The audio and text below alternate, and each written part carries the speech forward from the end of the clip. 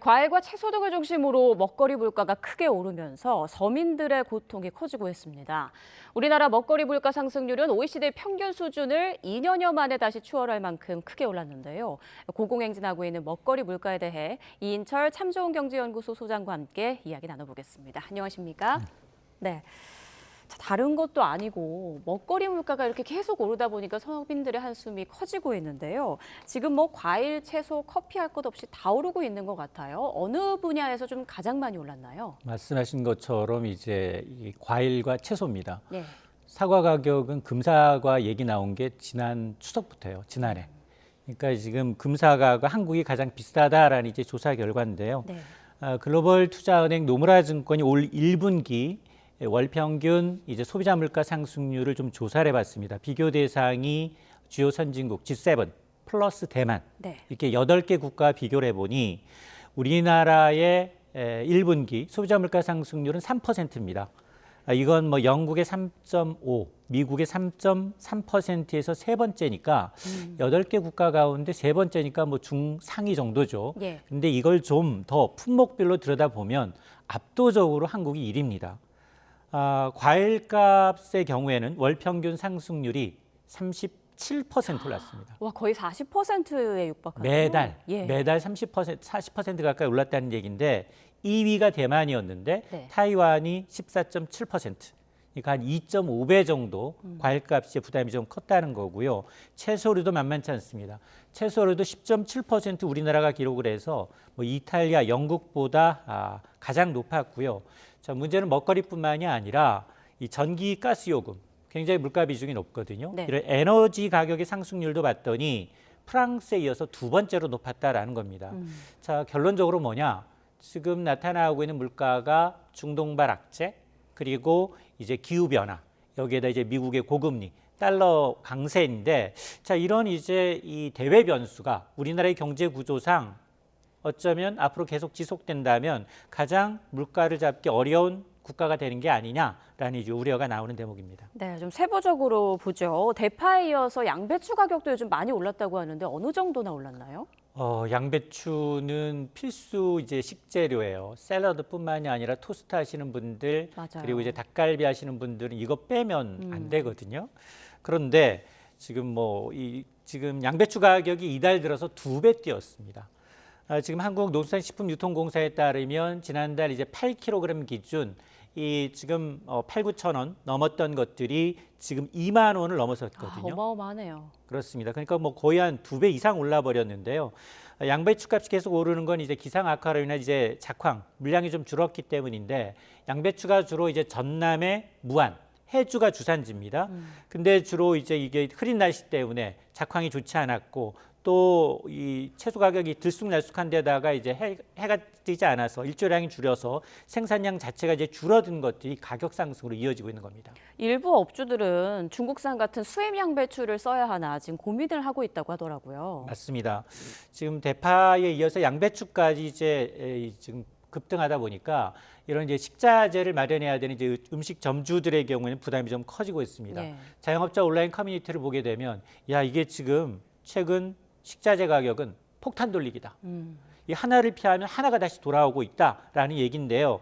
국산 양배추를 산다 하더라도 상품성이 좋지 않으니까 썩은 부분 적지 않게 이제 잘라내다 보면 쓸 게 별로 없다라는 얘기고요. 예. 근데 양배추만 오른 게 아니에요. 지금 보니까 파프리카도 20%, 당근도 10% 넘게 올랐습니다. 여기에 풋고추, 대파, 식당에서 자주 사용하는 채소들 다 올랐기 때문에 이것 빼면 식당에 내놓을 수 있는 밑반찬 수가 굉장히 줄어들거든요. 네. 그러니까 자연스럽게 중국산으로 눈이 갈 수밖에 없는 상황인데 특히 이제 대파는 지난달부터 많이 올랐거든요. 대파의 주산지가 주로 전라도, 신안, 임자도인데 수확기가 끝나서 이제 물량 부족이 이어지고 있어서 쉽게 내려가지 않는 부분도 있는데 이게 양배추까지 이렇게 올리다 보니 국산 양배추 쓰지 말고 오히려 중국산 양배추를 좀 써보자라고 하는데 중국산 양배추 가격도 만만치가 않아요. 앞서 우리가 8kg 기준 2만 원까지 올랐잖아요. 네.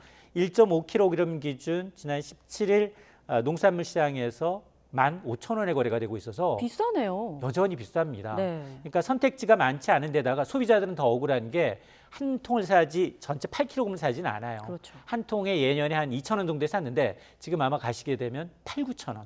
이다 보니 부담이 굉장히 자영업자뿐만 아니라 소비자들의 부담도 커지고 있습니다. 아까 양배추도 그렇고 날씨 영향으로 이렇게 작황이 부진한 경우가 많다고 말씀을 하셨는데 그렇다면 어떤 해결책이나 또 다른 대책은 없는 건가요? 맞습니다. 지금 이제 기상이변입니다. 이게 이제 우리나라만의 문제는 아니에요, 네. 사실. 그러다 보니까 이 전 세계적으로 중장기적으로 온실가스 감축을 위한 노력을 좀 기울여야 되는데 그동안 두세 개의 전쟁을 거치면서 탄소 중립이 다소 이제 좀 퇴색됐어요. 로드맵 자체가. 그러다 보니까 이 기후 변화에 따른 어떤 이 식량을 좀 안보 차원에서 국제적으로 공조할 필요가 좀 있어 보이고 이 양배추의 경우에는 지금 전망이 그래도 6월 정도는 돼야지만 이 수급이 좀 안정을 찾을 것으로 보고 있거든요. 예. 지금 농업관측센터에 따르면 4월에는 양배추 물량 자체가 공급 출하량 자체가 지난해보다 24%가 줄었어요. 5월에도 8% 정도 줄어들 것으로 보이는데 다행히 5월이 되면 충청 지역에서 양배추가 이제 수확되기 시작하니까 5월 이후 6월 정도가 돼야지만이 가격이 좀 안정세를 찾을 것으로 보여서 네. 그 사이에는 좀 부담스러울 것으로 보입니다. 그러네요. 한두 달 정도 좀 기다려 봐야 될 것 같네요. 또 먹거리 가격 오를 때마다 그나마 좀 부담 없이 먹었던 게 김밥인데요. 김 가격도 좀 많이 올랐더라고요. 이렇게 그렇습니다. 많이 오른 이유가 뭐고 얼마나 올랐나요? 지금 밥도둑이라고 하는 조미김 가격이 많이 올랐어요. 예. 조미김을 판매하는 이제 시장상이 5개 업체 가운데 3개 업체가 이달 들어서 가격을 순차적으로 올리고 있습니다. 인상폭이 워낙 커요. 10에서 20% 가까이 오르고 있는데 왜 이렇게 인상폭이 그냥 이유는 크게 두 가지예요. 김 가공하는 원재료를 따져봤더니 원초라는 해초가 있습니다. 네. 이 해초 가격이 1년 전에 비해서 57% 뛰었어요. 그 이유는 뭔가요? 이게 바로 뭐냐? 김 이 원초의 경우에는 주로 한중일 해역에서 많이 자라는데 특히 중국과 일본 해역에서 이상기후 적조가 발생하다 보니 한국만 보고 있는 거예요. 또 이상기후군요. 맞습니다. 여기에다가 K푸드 열풍도 한몫을 하고 있습니다. 우리 계속해서 냉동김밥 되게 잘 팔립니다 맞아요. 라고 얘기를 했는데요. 이게 건강식품으로 알려지다 보니까 지난해 김 수출이 단일 품목으로 1조 원 기록했거든요. 사상 최대입니다. 이렇게 수출 수요가 늘어난 것도 도매 가격 상승을 좀 부추기고 있는데 더 큰 문제는 뭐냐? 김밥이에요. 이게 지금 직장인들 10,000원 갖고 먹을 수 있는 이 점심 식사 메뉴가 많지가 않거든요. 맞아요. 정말 없어요. 근데 지금 김값 20-30% 올랐어요. 20% 올랐어요. 채소 가격 아까 오른다고 말씀드렸고요. 네. 그리고 쌀 가격도 올랐어요. 그러면 모든 재료가 다 올랐기 때문에 이게 김밥의 이제 야채 김밥 자체가 이제 기본 김밥 자체가 5,000원 이상으로 올라갈 가능성도 배제할 수 없습니다. 네, 우리나라 먹거리 물가 상승률이 주요 OECD 국가들과 비교해서도 상당히 좀 높은 수준이라고요. 맞습니다. 예. 이게 사실 우리나라는 이제 기상도 기상이지만 환율에도 영향을 미치거든요. 자, 그러다 보니 지금 과일 채소값이 우리나라 물가 상승률을 OECD 국가 가운데 3위까지 끌어올렸는데요. 지난 2월입니다. 우리나라의 식료품, 비주류 음료의 물가 상승률을 따져봤더니 6.95%, 7%에 육박합니다. OECD 평균이 5.32%니까 우리가 35개 회원국 가운데 튀르기에 아이슬란드 제외하고 상위 3번째였다는 겁니다. 네. 우리나라 이제 먹거리 물가가 OECD 평균을 넘어선 건 지난 2021년 러시아 우크라이나 침공 이후 2년 3개월 만인데 주요국의 이 식료품 물가는 이제 우크라이나 전쟁 촉발한 이제 당시보다는 점진적으로 좀 낮아졌거든요. 예. 정상 궤도에 진입을 하고 있는데 우리나라는 여전히 이제 과일 채소 중심으로 고물가가 이어지고 있는데 지난달 사과 어땠느냐? 사과 1년 전에 비해서 88%, 2월에는 71% 올랐어요. 네. 계속 2배 가까이 오른 물가를 주다 보니 아마 이 지금 통계 작성 이후 가장 높은 상승률 44년 만에 최고치를 찍고 있는 사과, 과일 가격 급등한 게 선진국에 비해서 굉장히 물가가 비싼 이유입니다. 네, 경제 성장률이 좀 이렇게 많이 올랐으면 좋겠는데 물가 상승률이 높다니까 참 씁쓸하네요. 자, 금사과처럼 과일 가격이 많이 오르면서 정부가 수입 과일을 좀 많이 들여오지 않았습니까? 이제 채소도 좀 수입을 확대해야 되는 거 아니냐 이런 목소리도 있던데 어떻게 보세요? 맞습니다. 이제 채소값이 연일 상승하다 보니까 이제 수입 확대를 요구하는 목소리가 이제 여기저기서 나오고 있습니다. 일반적으로 농산물을 수입하게 되면 내수 시장에 시장의 공급량이 늘기 때문에 가격은 떨어지게 돼 있습니다. 예. 또 이제 국내에서 재배되지 않은 특화된 품목이나 특정 시기에 나지 않는 이제 부족한 농산물을 수입하게 되면 소비자 입장에선 선택의 폭이 좀 다양해질 수 있거든요. 그런데 문제는 두 가지예요. 일단 이걸 수입하게 되면 농가의 가격 경쟁력이 떨어집니다. 아니 가격 내릴 때 우리가 뭐 배추밭 갈아엎을 때는 도와주지도 않더니 네. 가격 오를 때마다 수입해서 가격을 낮춘다 인위적으로. 그리고 사실은 농가에서는 가격이 올라도 유통 단계에서 다 이제 거품을 가져가지 별로 이득을 보지 못하고 있거든요. 또 하나 문제가 뭐냐, 수입할 경우에 잔류 농약 문제입니다. 수입 채소를 통해서 질병이나 이제 해충과 같은 게 국내로 전파될 가능성이 있기 때문에 이런 식품 안전 문제가 있는데요. 그럼에도 불구하고 지금 고물가가 워낙 심각하고 이제 과일에 이어서 채소까지도 들썩이다 보니 정부는 아마 고민이 좀 깊어질 것으로 보입니다. 네, 앞서 중국산 양배추도 꽤 비싸다는 말씀 해주셨잖아요. 그런데 국제 정세, 원달러 환율 상승 등으로 다른 수입 농산물 가격도 오름세로 전환될 가능성이 있다고요? 맞습니다. 실제로 3월 농수산물 수입 물가 가격이 한 달 전에 비해서입니다. 네. 한 달 전에 비해서 7%가 넘게 올랐습니다. 이게 왜냐? 사실은 이제 이 1년 전과 비교한 것은 그다지 많이 오르지 않았어요. 1년 전과 비교하면 오히려 떨어졌어요. 6%가량 떨어졌는데 한 달 전과 비교하게 되면 7.1% 농산물 수입 가격이 올랐고요. 문제는 뭐냐? 농산물 수입 물가에 영향을 미치는 건 국제 이 시세에도 영향을 미치죠. 환율이에요, 환율. 환율이 연초 대비 지금 거의 8% 가까이 상승을 했거든요. 예. 지금 장중 16일 1,400원 웃도는 이제 원달러 환율 때문에 아마 같은 가격의 수입 농산물이 들어온다 하더라도 환율 때문에 우리 소비자들은 더 큰 부담을 안고 있다는 얘기입니다. 네. 그리고 정부가 농산물 가격 낮추기 위해서 농축산물 가격 안정 자금을 투입을 했었는데 이게 지금 빠르게 소진되고 있다고요. 맞습니다. 지난해 이제 추석 물가 잡기 위해서 계속해서 역대 최대 수준의 이제 안정기금을 풀고는 있는데 네. 역부족입니다.